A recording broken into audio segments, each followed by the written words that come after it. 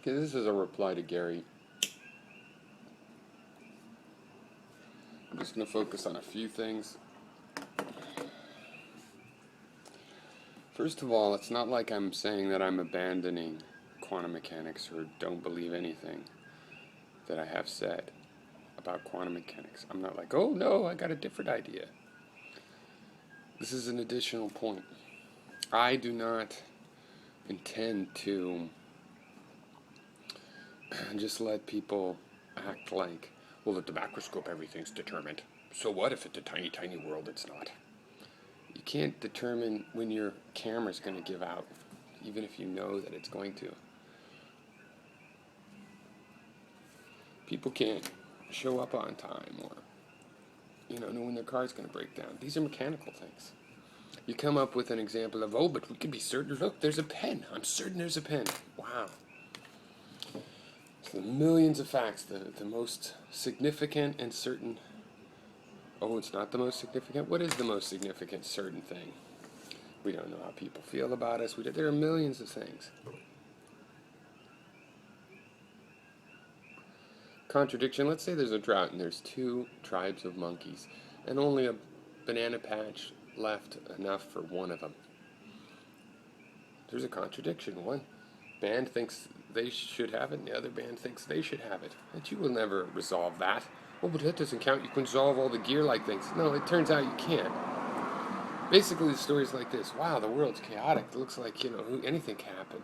No, if you look closer, look, it all makes sense. It all makes sense. If you look closer, it'll eventually all make perfect sense. Ooh, and at the bottom, it doesn't make perfect sense. But it doesn't need to make perfect sense. That's why when you pause me in the middle of going, hey, we don't need certainty because we have statistics.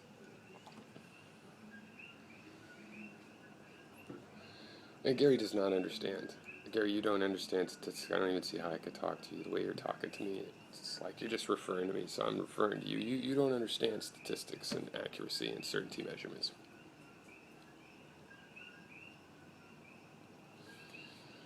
Statistics has to do with groups of things. You can't start to get something that's statistically justified with 1 or 2 or 3 examples.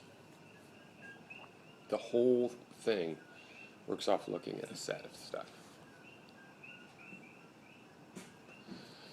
Now, one other thing I wanted to say is coherence. That's just the name in quantum mechanics. That's the name for that state that the particle has when it's said to be in superposition. When the electron's going through both slits or something related to the electron is.